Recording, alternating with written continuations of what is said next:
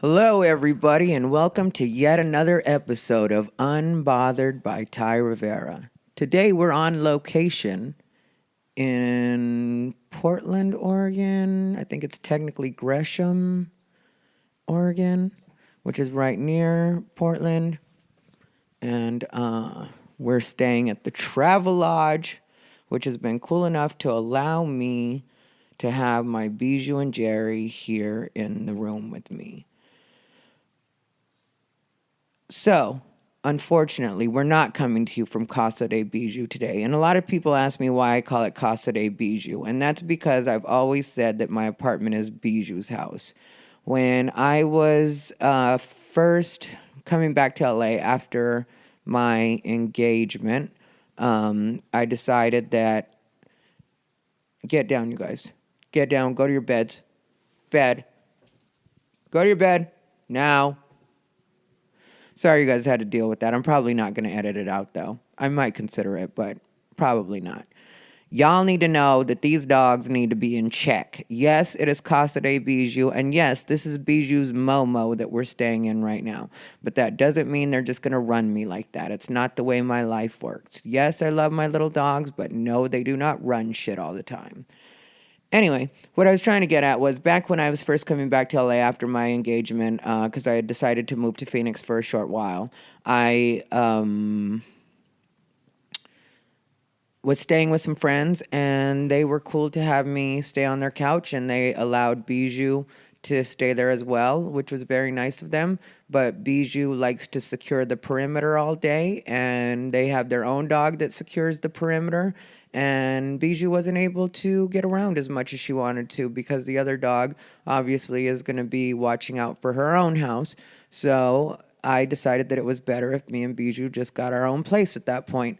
They were fine to have me stay on their couch for as long as I wanted, and to tell you the truth, I was comfortable. It's not like I was not comfortable there. I was enjoying my time, and my friends are really cool, and it was a good situation. But after a while, you just get like, I think we stayed there for maybe a week and a half, and the second part was only because we had to wait to get approved for the apartment that we were going to be moving into, which is the apartment we live in now. And that apartment I only got because of Bijou, so I call it Casa de Bijou. And Bijou is kind of my little time clock. She keeps me in check in a lot of ways. She lets me know when it's time to go to sleep. She lets me know when I've been awake for too long. She lets me know when it's time for us to get food. Bijou is in charge of a lot of things around here. Just when I've got to do unbothered, I've got to be unbothered. And sometimes these little dogs bother me because they make it a point to be underneath me or they want me to pet them. And I'm fine with that for most of the time. That's why I've taken them everywhere in the last month. I don't know if you guys know how much we've traveled in the last month, but we've gone to Salt Lake City together. We've gone to Tucson together. We were in San Diego where we were at the La Jolla Comedy Store, which was a great experience.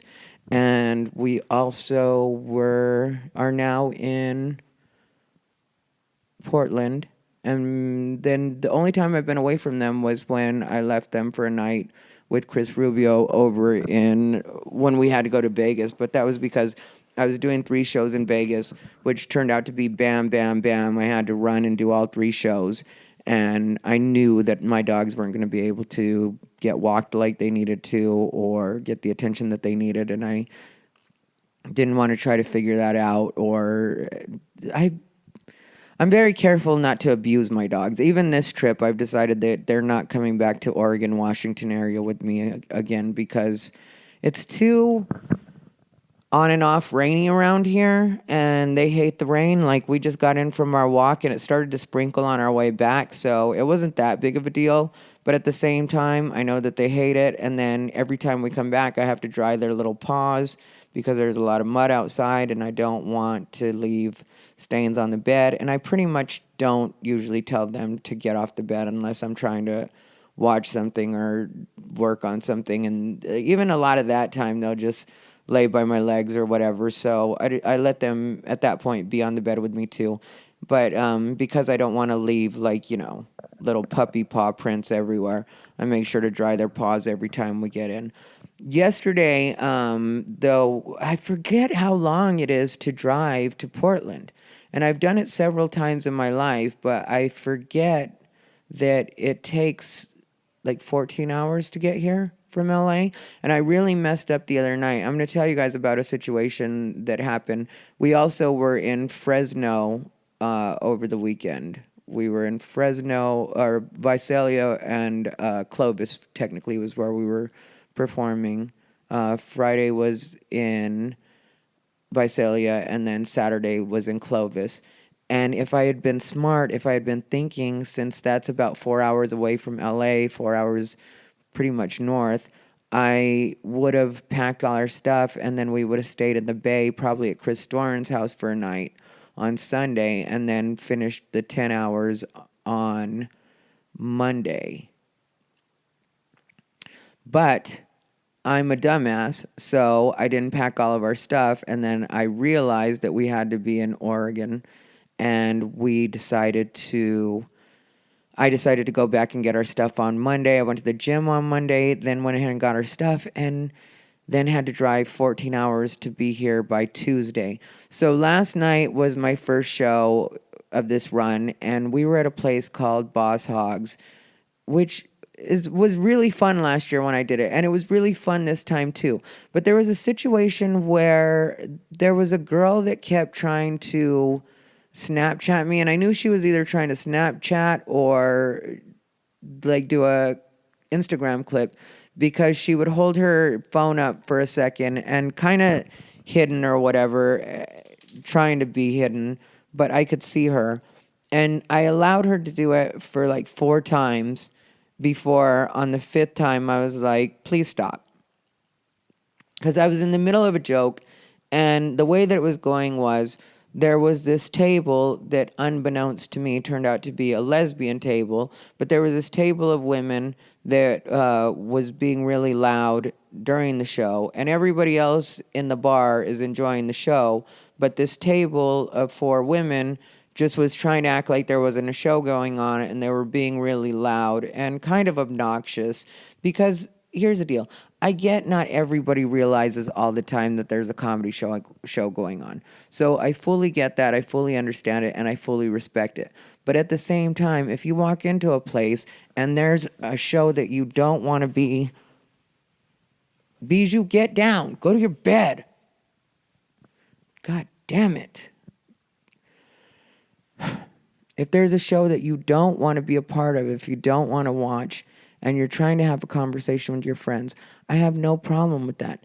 But that needs to be taken somewhere else. If I were to walk into a show and I knew, or walk into a place that was like my regular pub or whatever, and I noticed that there was a show that was about to go on, I'd be like, oh, okay, this isn't for me. I'm not in the mood for a show. I'm going to go ahead and get out of there. I wouldn't sit there and pretend there wasn't a show going on and just start talking out loud with my friends, especially when everybody else in the bar is enjoying the show.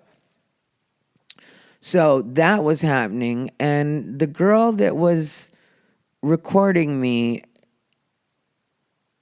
I knew she worked for the bar because right before the show, she was trying to figure out the lights and that kind of situation. So I knew that she worked for the bar, and I figured that since she worked for the bar, it's like, okay, I'll let you get a couple snaps or whatever. But after a while, I don't know if you're posting these snaps, or I don't know if the snaps didn't come out the way you wanted them to, so you're gonna shoot another one. I don't know what's going on. All I know is I'm trying to work through the disruption that's happening, because usually I would address the situation with the women at the table that were talking really loud, but I looked to the back of the room and I saw that the booker was getting ready to handle that. Like, he looked over, he noticed it, he said something to the server, then or the cocktail waitress, and she walked over to that table. And at that point, I felt like it's better if I just stay out of it. Let them handle it however they want to handle it.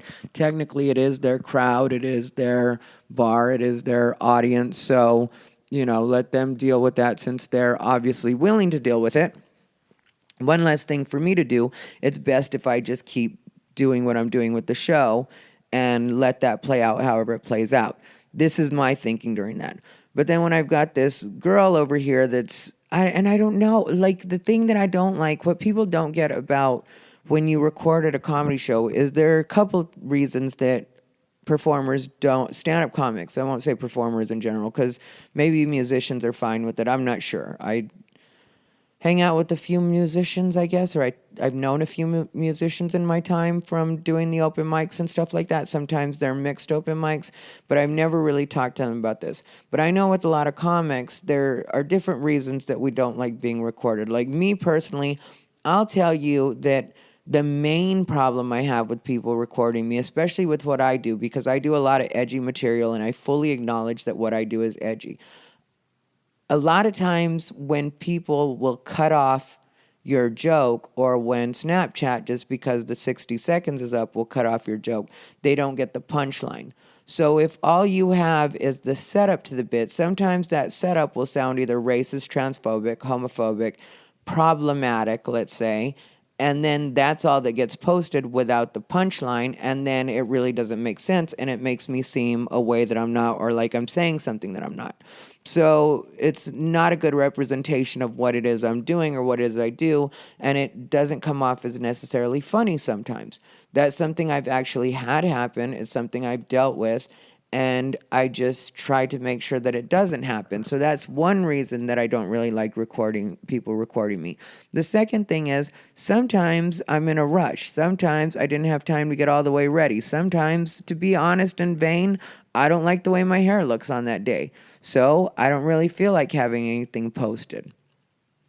So there's that reason. Then there's also that a lot of the bits that I'm doing, especially right now, because if you've seen me and then you've also heard the album or you've heard me back in the day, you'd know that if you come out to a show, there is a lot of stuff that is new. There's a lot of stuff that I'm still working out. And when I say new, yeah, some of this stuff I may have been working on for like the last 6 months or even the last year, but it's still evolving and I'm still not sure exactly where I'm going with some of these ideas. Like I've said before, that the deal with the trans material is I want it to all get to a place where it actually paints what my real feelings are on LGBT and the trans community, and the way that I really want it to come across is where people understand that I'm fully supportive of people from my community, but at the same time, there are certain things that I can't just go along with. Now, you would think that that's easy enough to say because I just said it right now. But it's not as easy to do when you're making everything a joke, because the last thing I want to do is be one of those comics that's just a series of popular statements. And yeah, they get applause breaks, but people aren't laughing. Or people, that's where you run into the problem. Sometimes people, I notice a lot of newer comics, they will have audience members get mad at them because they come off preachy. And so that's what will piss an audience member off. If audience members feel like you're telling them how to think or telling them what to do and not making them laugh, then a lot of times that's where you'll get these blow-ups. Like there's one comic that I got into it with not too long ago, and I just say that just being full disclosure and letting you guys know where I'm at with this comic.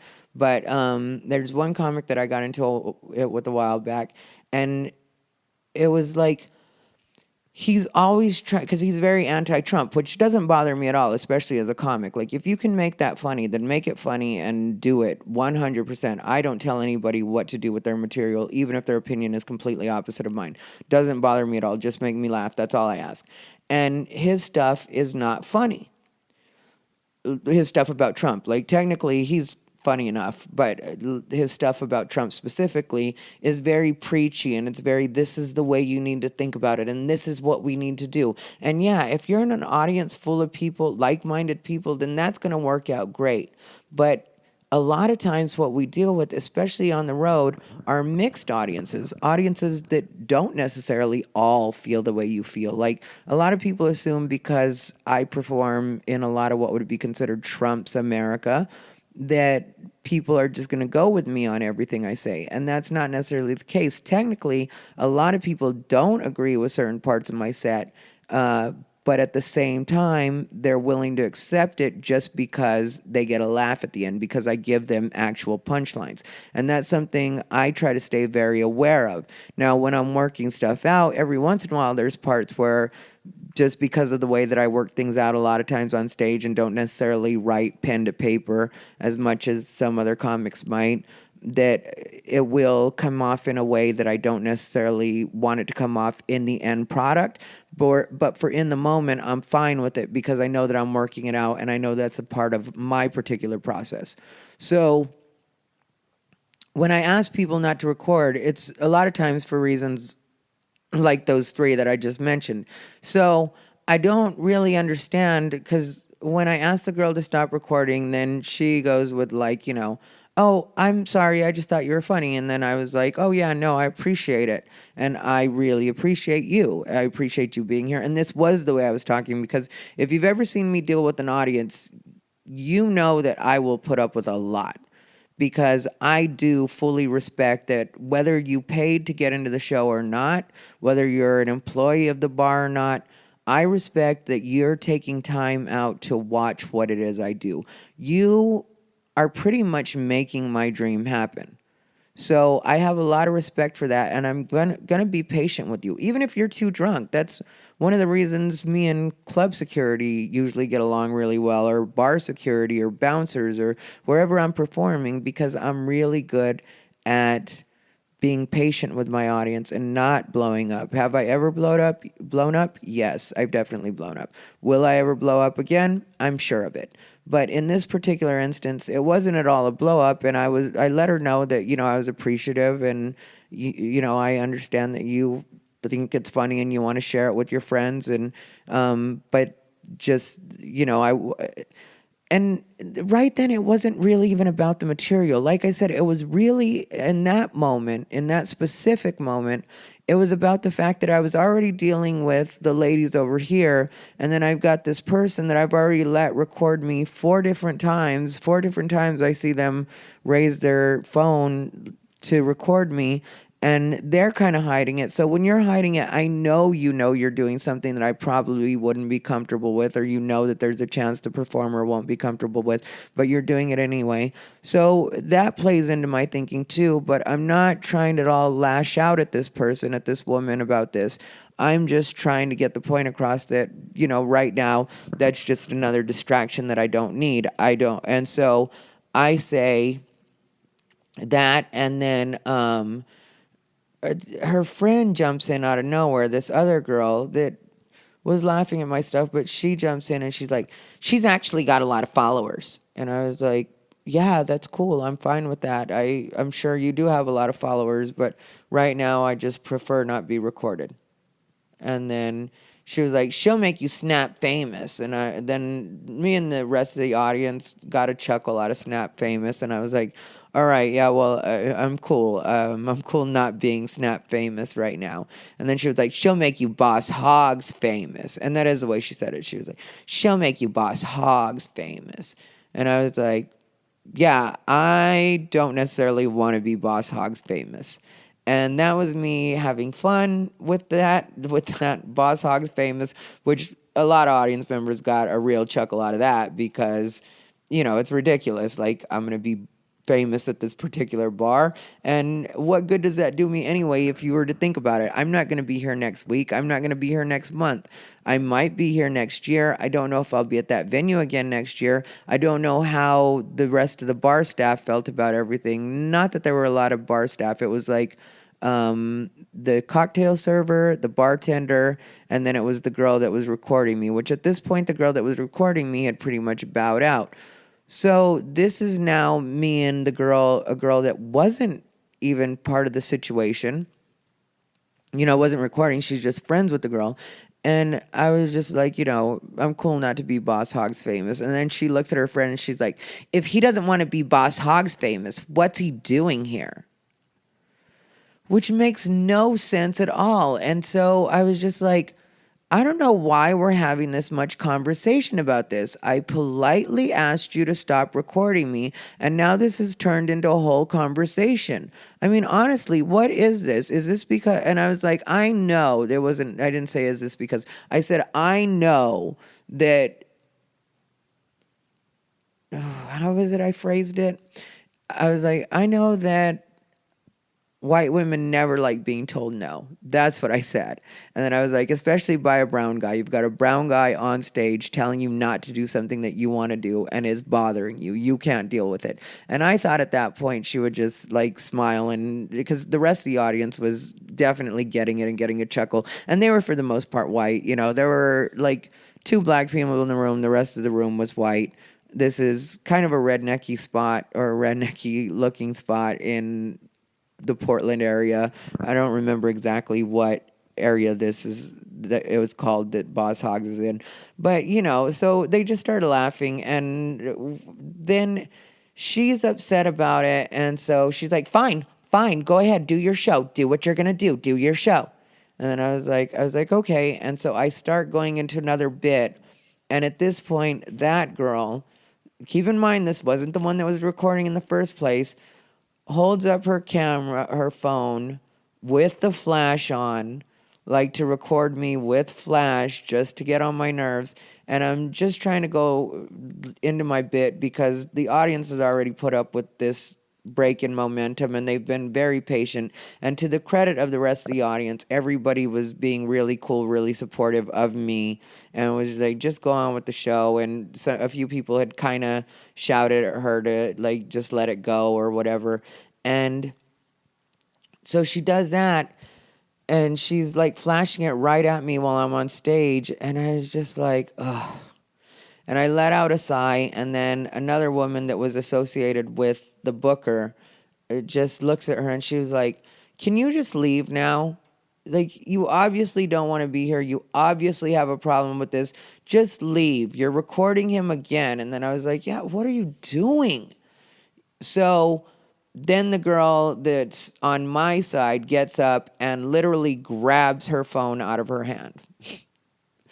And then the girl is like, give me my phone back. Give me my phone. And so right away, the lady that's on my side hands her phone back and says, please get out of here. And then other people start yelling like, yeah, get out of here. Just leave. Just go away. We're trying to watch the show. And this is what's happening. So overwhelming support from the rest of who's in the room, because it was kind of a tough situation in the way that it was set up last night, but I had them from the beginning. We were having a good time. Even those girls were having a good time up until the recording situation. And like I said, I had let it happen 4 different times before I was like, okay, we're done with that part. Like, I want to concentrate on my actual show. I don't want to worry about what it is you're about to post. And I just had to deal with these women in the corner that were loud, or like not even deal with them. I had to ignore them. I had to shut them out because I've done so many redneck rooms at this point that I'm used to having to shut out a lot of stuff. And here I have a lot of people that are actually watching me, paying attention to me,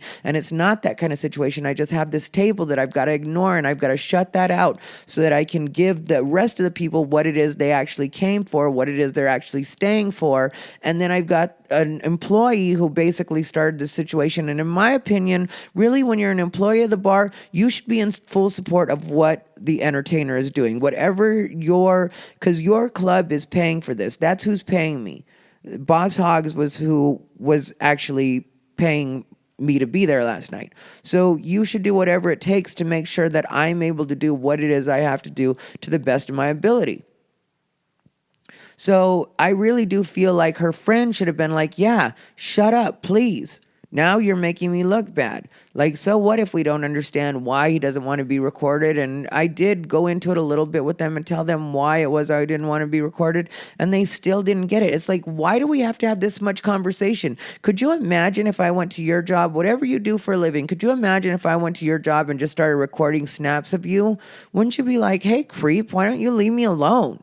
And I do respect the fact that what I do is different. What I do does require having a spotlight on me and making sure that the entire room has my attention. But that doesn't mean that I want to be recorded. And the fact that your employee, and I don't think that this show, I don't think, I know that nobody paid to get in this show. This is just a show that they do at the bar and they make their money back off of the drink sales. So I know you didn't pay shit to be in this show. So why do you think you have a right to record me? Why do you think you have a right to own any part of what it is I do? If you like what it is I do, I sell a CD after the show, buy that. Do that if you really like what I do.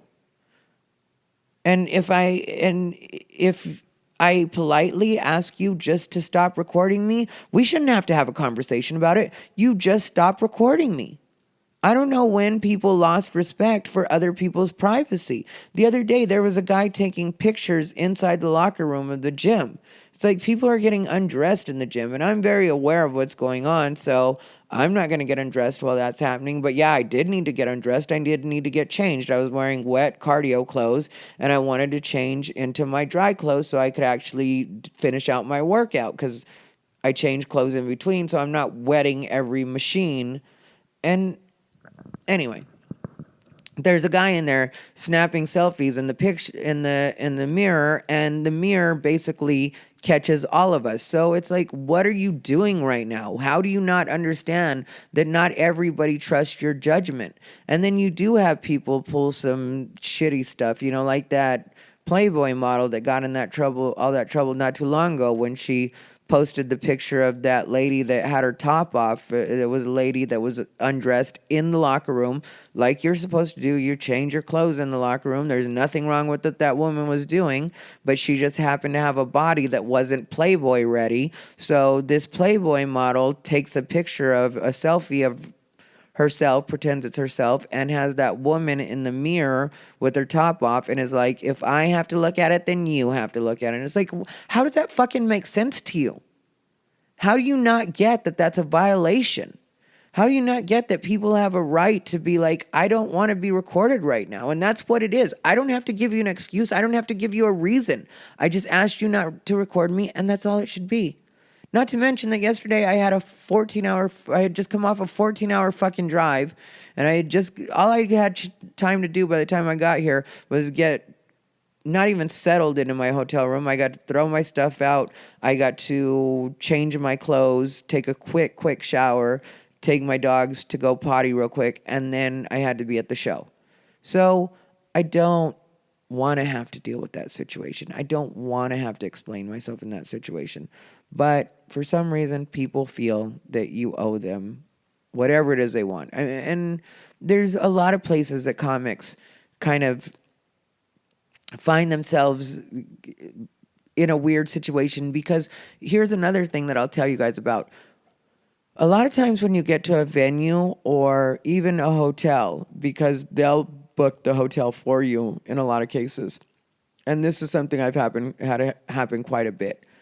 You get to the hotel, you just got off the road, maybe you just got off a plane, whatever it is, you're tired, you're not in the mood for anything, you just want to get into your headspace, get your mind right before it's time for you to head out to the show, which in a lot of cases is within a couple hours. So it's like, okay, I've got like 2 hours to just get my mind straight and get in the place I need to be to do what it is I need to do. And anybody will tell you, it doesn't matter if it's first day or the last day, I come in ready to go when it's time for me to get to that comedy club or that bar or whatever it is I'm performing at. I'm ready to do it. But everything before that and after that is my time. I don't want to pretend to be on. I don't want to make you laugh.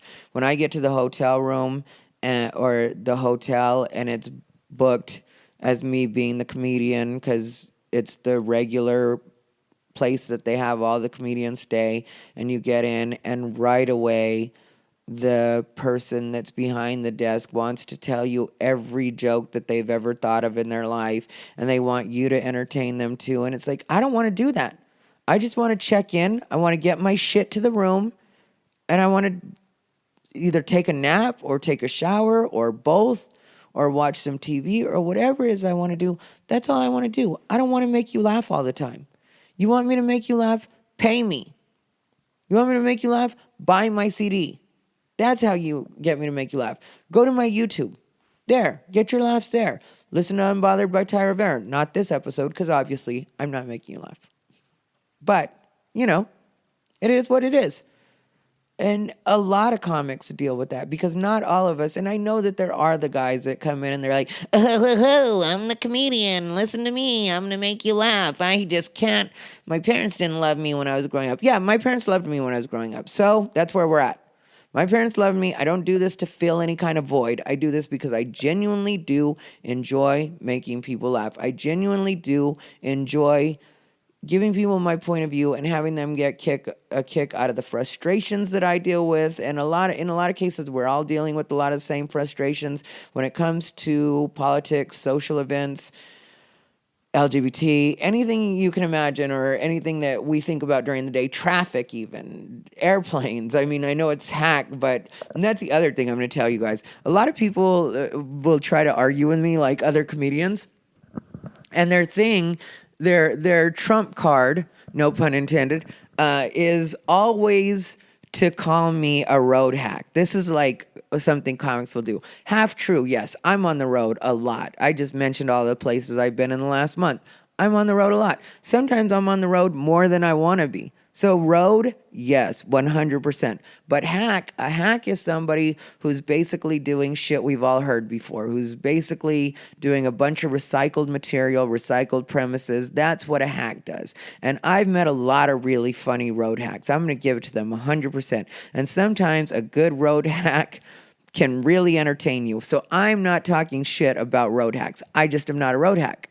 Because the thing is, I do a lot of original premises that nobody's talking about. And that's another thing that happened to me the other day. So, yeah, you can call me a road comic if you want to, and I have no problem with that at all. Technically, I wear that as a badge of honor, and I don't know where anybody got the idea, especially another comic, that working was a bad thing. Oh, you're right. I'm dumb for working instead of just being in LA all the time, not making money. You're right. I'm the dumb one here. You haven't figured out how to get on the road, but I'm the dumb one.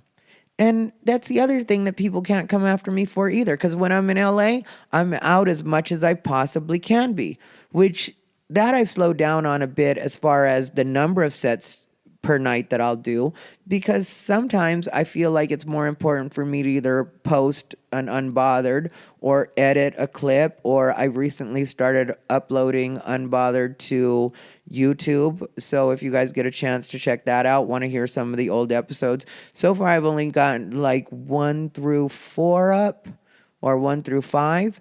But if you check it out, it's a playlist on my YouTube, Unbothered by Ty Rivera.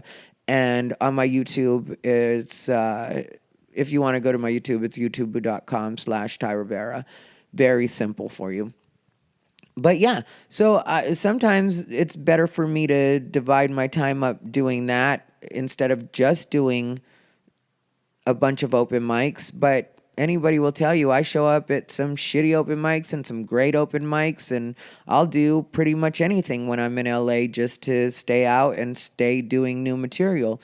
But people will act like that's a bad thing too. And it's like, why am I supposed to please you anyway? And shouldn't you be worried more about your own career instead of mine?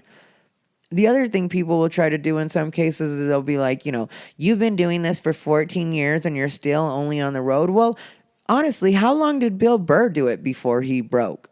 And that's one of the biggest comics in the world. Louis C.K. How long was Louis C.K.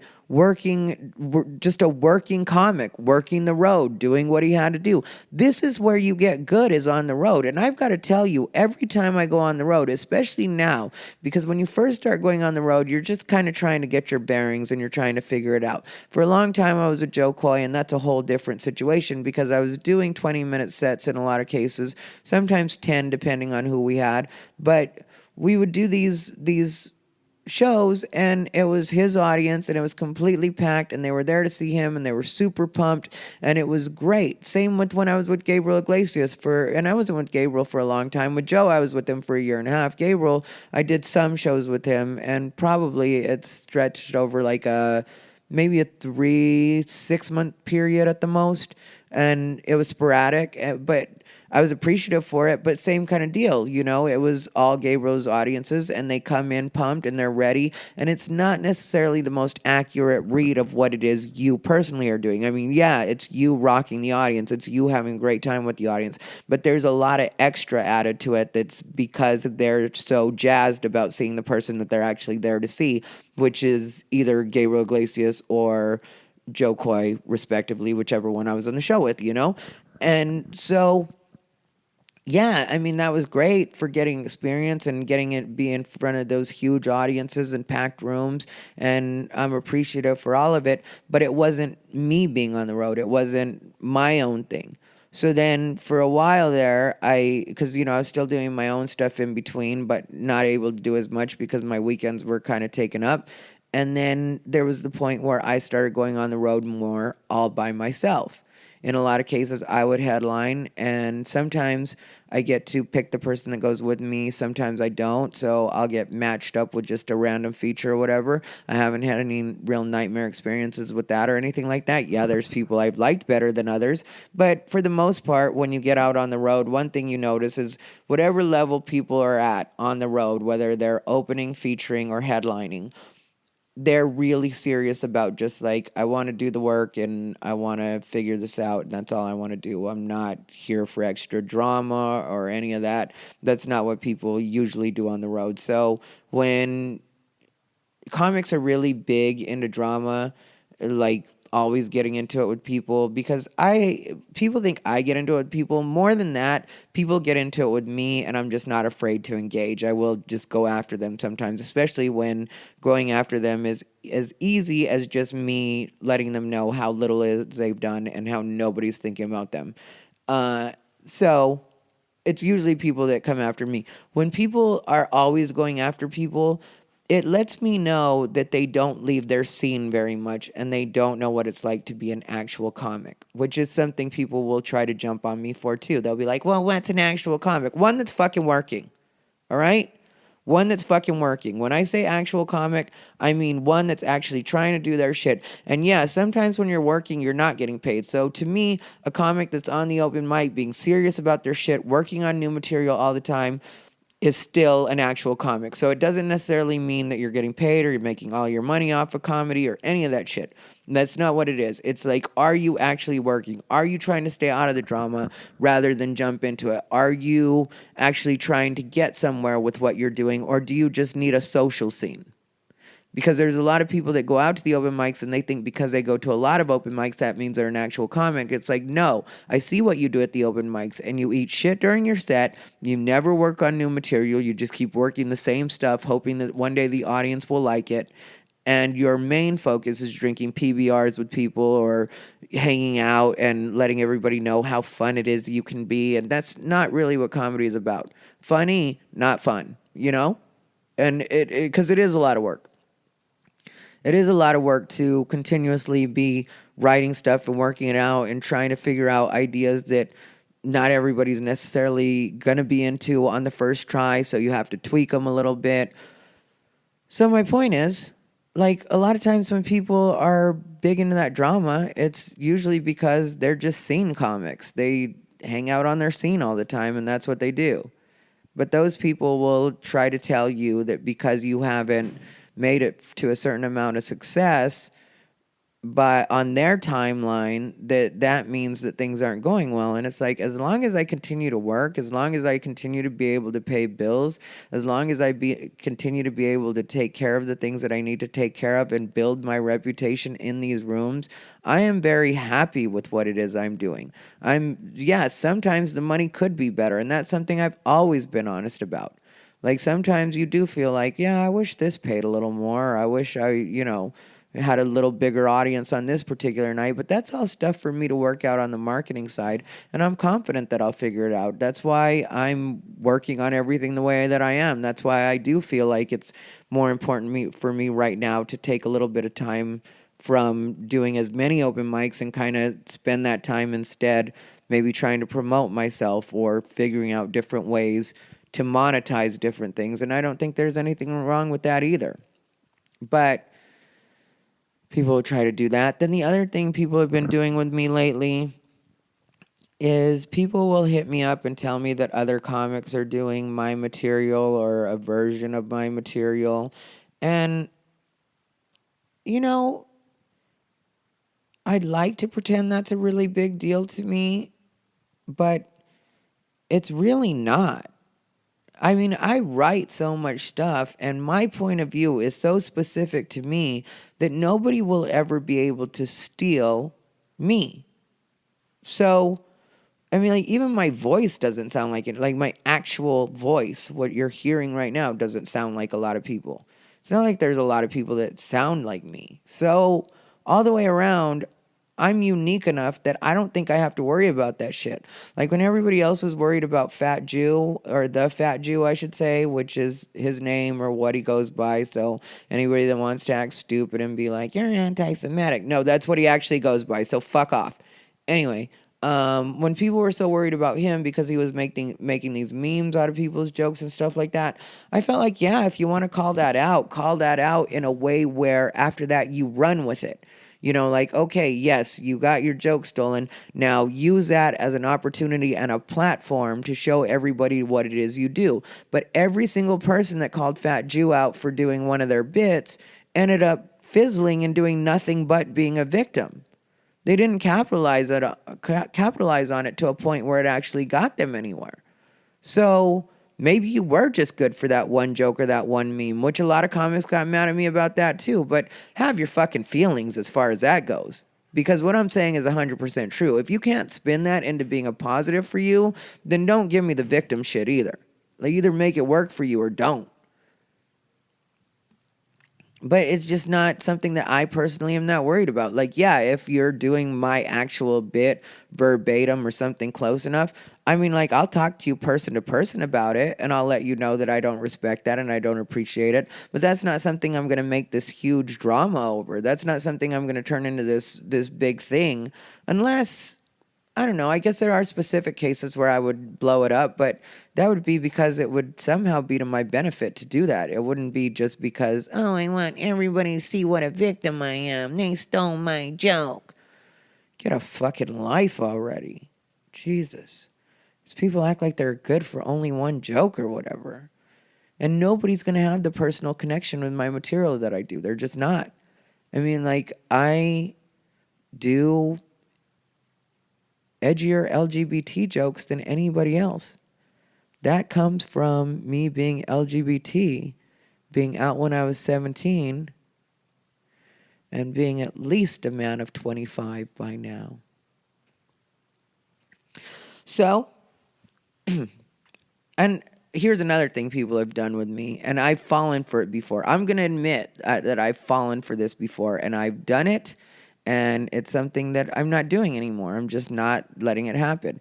Is I've noticed that sometimes people will alert me to something somebody else has said so that I'll go after that person. And really, it's because the person that alerted me to it doesn't like that person. So it's kind of like them sicking them on me. So instead of them handling their own shit, they sick me on them. And, well, if you know me on social media, you know that's something I'm good at handling. And I've really handled a few people on somebody else's shit. And I was too stupid to realize at the time. And I admit it. I said it. I was too stupid to realize at the time that I was being played, that I was being used as somebody else's attack dog. Somebody that in a lot of cases I really don't care about either way. I mean, like, yeah, we might be friendly or whatever, but I'm not really feeling them like that. But I took it on as my thing, not because of them, but because I was against what that person was saying. And the other person just knew that that would trigger me. Yes, I put air quotes in that. that would trigger me into a certain response. And I fell for it. I took the bait. But that's not something I'm doing anymore. You're going to see, if you know me, if you love me. And usually, if you know me, you do love me. But if you know me and you love me, you're going to see that I'm going to be doing a lot of different stuff coming up, and a lot of just staying out of all that extra shit. Like right now, I'm there's so much positivity on the scene. There are so many good people on the scene right now. If you were to spend a night hanging out with me, you would see that pretty much everybody that's actively on the scene, I'm at least cool to neutral with. And when I say cool, I mean very cool, like hugs, like I enjoy seeing them. There's so many young, new, exciting comics that are breathing new life into the comedy scene, especially in LA. I'll mention some names on that, like you have Jill Chrissy out there doing her thing, which her Facebook posts make me laugh. And then in real life, she's able to make me laugh. There's Katrina Davis. There's Chaz, Sanchez is his real name or his full name, but he's a great guy. He's gay, funny.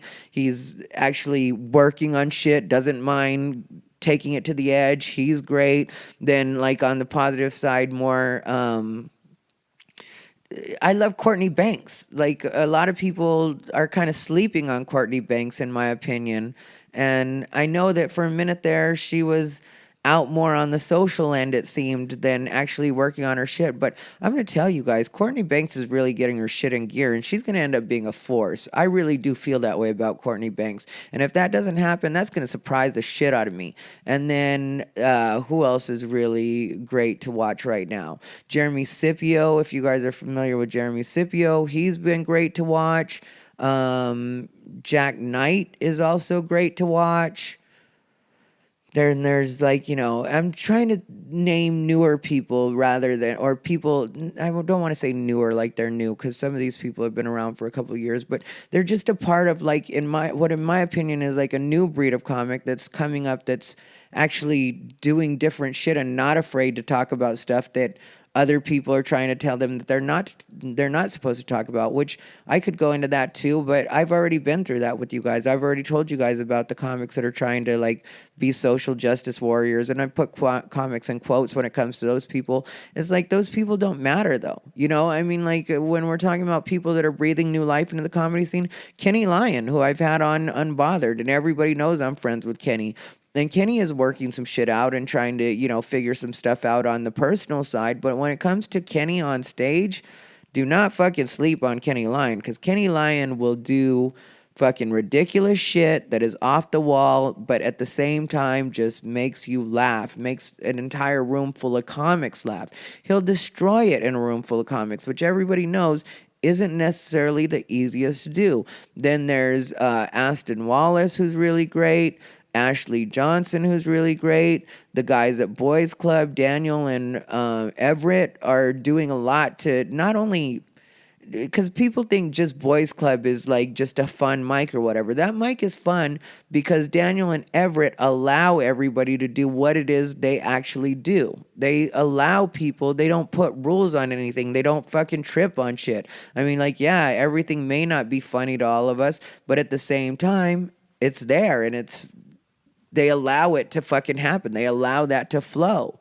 Then DeMar Randy, who I've talked about several times on the show, like, DeMar Randy is going to be, he's already a fucking beast is the thing. But, like, DeMar Randy, when he gets put on, and if I make it before DeMar Randy does, I'm definitely putting DeMar Randy on, because that's one person to me that is just so fucking real and so fucking raw and so funny that it's going to get to the point where industry isn't going to be able to ignore DeMar Randy, and I really do feel that way. Who else is really doing shit? Some people get mad at Jasmine Lee. I really like Jasmine Lee a lot. I've had her on the show, and like I said it when I was doing my Black History Month thing, and I mentioned Jasmine Lee. I chose her as my influence for that day, or the person that inspired me for that day. And it's because I like that Jasmine Lee isn't afraid to actually go after what she wants. Like, it's like the saying, closed mouth don't get fed. Like, like, if nobody knows that you're trying to do anything, then how are you going to get anything? Like, if you don't actually let people know, yeah, I want to do this, or yeah, I want to be in this. I mean, like, there is a difference between doing that and being obnoxious about it. But when I notice anybody talk any kind of shit about Jasmine Lee, it's usually or I should say it's only been somebody else watching her and they've been like, I don't like that she does this. But it hasn't ever been the person that she's actually been talking to or the person that she's actually been, I guess you could say, schmoozing with. And no disrespect by using the term schmoozing, but I think Jasmine knows she's a schmoozer at the same time. There's nothing wrong with being honest about that. Like, you know, and so that's what it is. And I also want to say this because a lot of people talk shit to me about a lot of people. And when I mention stuff like this, if you happen to be one of the people that said something about somebody that I'm saying right now, when I listened to you, I wasn't being two faced and I wasn't looking to judge you. And I'm not judging you now. I'm just saying that, yeah, I hear what it is you're saying, but at the same time, I don't mind certain people being the way they are because I see how that works for them, and we all don't necessarily have to take the same path.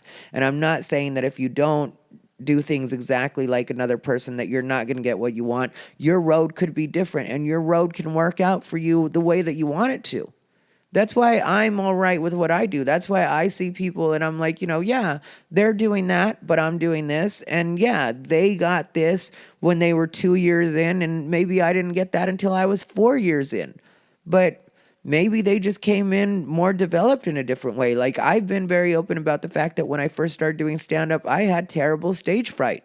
So yeah, I was a good writer, and Jamie Masada himself, after seeing me, I was only 4 months in when Jamie Masada saw me, and Jamie Masada himself told me to move to L.A. If you guys don't know who Jamie Masada is, he's the owner of the Laugh Factory, and you can catch him on TV every time some celebrity dies. But Jamie loves a fucking camera, and everybody knows that. And if anybody tries to act like I'm talking shit from that, let Jamie hear this, and I bet you he'll get a chuckle out of it because me and Jamie have a relationship that I don't think a lot of people even know exists. But yeah, Jamie's been very helpful to me in my career. When I first came to LA, I stopped in to the Laugh Factory. I did like the open mic, and I was only a couple months in. I had terrible stage fright, but I had really wrote my stuff and really practiced my 3 minutes, and I did my 3 minutes for him. And Jamie Masada himself told me to move to LA. Like he asked me if I was moving to LA, and I was like, yeah, I plan to. And then he was like, when do you plan to move here? And I was like, within the next couple of months. And he was like, move here as soon as possible. Stage time, stage time, stage time. And Jamie Masada molded me in the beginning of my career. He really was helpful, and he would give me advice all the time. Every time I would go into the Laugh Factory to showcase for him, he showcased me for 2 years, and I fucking hated him for it because every time I would go back, he'd be like, this is what I want to see you work on. And I would work on what he said, and then I'd go back and showcase for him having done exactly what he said, and he'd be like, okay, now this is what I want to see you work on. And I'd be like, God damn it, can you just fucking pass me and make me a regular already? And of course I'd talk to him more respectfully at that than that, but I would definitely speak to him about, like, I'd be like, come on, Jamie, just make me a regular already. And he'd be like, buddy, you're not ready, buddy. You're not ready. This is what I want to see from you next time. One time, right before he passed me as a regular, what he did to me was he asked me to do a 20-minute set. And I knew that if you went over at the Laugh Factory that, and you were showcasing or not a regular, that you'd get in trouble, that it was not allowed. And so what happened was he told me to do a 20-minute set. So I timed it out, so that I would do exactly 20 minutes. And that's another thing that I got really good at from another guy. Steve Kimbrough was his name, and he ran a show in Long Beach, a couple of shows. Well, it was one venue that he would do several shows at a week. And he was such a fucking stickler for the time, like if you went over your time even by a couple seconds, he would cut the mic on you. And I got so good at being on exactly to my time. Like the guys would always stop me, the guys that ran the light, and they'd always be like, you're fucking amazing. Because if I had to do 5 minutes, I would do 4 minutes and 59 seconds. I was always right at the whatever it was in 59. 7 minutes, I did 66 minutes and 59 seconds. Like I was just really good at that. And that's something that I'm very thankful to him for developing in me. That was Steve Kimbrough that did that. And I mean, yeah, I hate him now, and I wouldn't care if you played this part for him either. I fucking hate Steve Kimbrough. He got on my fucking nerves. He disrespected me. He was a piece of shit. He ran that room into the fucking ground. But for that part, I'll always be thankful for the part that he taught me to really stick to my time. So here I am doing this showcase for Jamie, and he was like, I knew what was about to happen. I knew this was my shot. And he was like, buddy, I want to see you do 20 minutes, buddy. And I was like, okay, yeah. He was like, next time you come, you showcase, you do 20 minutes. And I was like, okay. So I did my exact 20 minutes. And when I did my exact 20 minutes, which I knew was 20 minutes because I also had my stopwatch, I went ahead and, looked around for the host and was like, thank you, have a good night. And so I get off stage, and it was a great set. It wasn't like it was bad at all or even just okay. It was a great set. And I go up to meet with Jamie afterwards, and I just knew I was a regular now. I had done my 20 minutes exactly. I had a great set. It was time for me to be a regular. King me! Oh, sorry, you guys, but that is the way I felt. And then Jamie was like, buddy, you finished your set. And then you look around, but there was no light. And I was like, yeah, I didn't know why I hadn't got lit, but I knew that I was supposed to do 20 minutes. So I did 20 minutes and then got off stage. And then he was like, well, now I don't know if you have 20 minutes. I was like, Jamie, come on. And then he was like, no, I need to see you do an actual set. And so, So then I had to come back, I think it was 2 months later that time, just because of the way, at that time I was starting to go on the road with Jen Kober was who I first started going on the road with. So I was starting to go on the road, and I wasn't able to make it back there for 2 months, which is usually, at that time it was standard, 1 month that you'd have to wait. And then that's the time that I officially became a regular after more than 2 years, probably just over 2 years and a month or 2 years and a couple months, that Jamie finally made me a regular. And the best part was it was off the dirtiest, most, I don't know why the fuck I'm saying this shit. I just want to keep this audience in the room situation set that I ever did during my showcasing for Jamie. But, guys, I think I said enough. I think I've really let you guys see into my thinking. And like I said, I know I didn't mention everybody that's kind of inspired me and is breathing new life into the comedy scene in different ways. Some people are running rooms. Some people are just doing stand-up. Some people are doing it through roast battle. Different people are doing it different ways, and I just want to say I appreciate all of you that are really doing your thing. And like I said, things are going to be different for me. I'm not trying to do any of that drama shit or, and if you see somebody doing something similar to what it is I do, I don't have a problem with that. The more of us talking sense out there, the better. The more of us actually opening up the minds of audience members or even other comics for that matter, the better. I am in support of people pushing the fucking boundaries. I mean, as long as you're not stealing from me, we're not going to have a fucking problem. And so also, if God wants me to see these people stealing from me, then if that's what they're doing, then I'll see that on my own. Outside of that, I don't need anybody running back and telling me what it is people are doing. I don't give a fuck what these people are doing. Half of them ain't going nowhere anyway. And I know that might come off as shady, and if you're feeling any kind of way about that, it's because you ain't going nowhere. That's the only reason anybody would care that I just said that, is if it fits. And you know what they say, if the shoe fits, buy it in every color, bitch. Anyway, guys. Like I said, I'm starting to fuck around with my YouTube more. I'm going to start video blogging more. I have a video blog that I'm editing right now that's me talking about World Series of Comedy because people have been talking to me about that. Then I'm also going to mention some of my favorite open mics because people have been asking me about open mics, and I'm going to mention what my thinking is on the open mics. And I'm going to be doing that through video blog. So if you have a chance, please subscribe to my YouTube channel. Search Ty Rivera, and you will find me. You know what my pictures look like or what it is I do, so you'll know it's me when you get there. Plus, I'm gonna be posting more stuff on my Facebook from my YouTube. So be on the lookout for all that stuff, you guys. We're gonna figure this shit out between me and the rest of the LA scene. You know what? I have put too much time into this scene to give up on anything. So everybody keep doing what you do. And remember, if you have any feelings about anything I said, gotta say, pretty unbothered right now, guys. Enjoy the rest of your week. I love all of you. Thank you. Oh, yeah, America's Favorite Fag.com. Bam.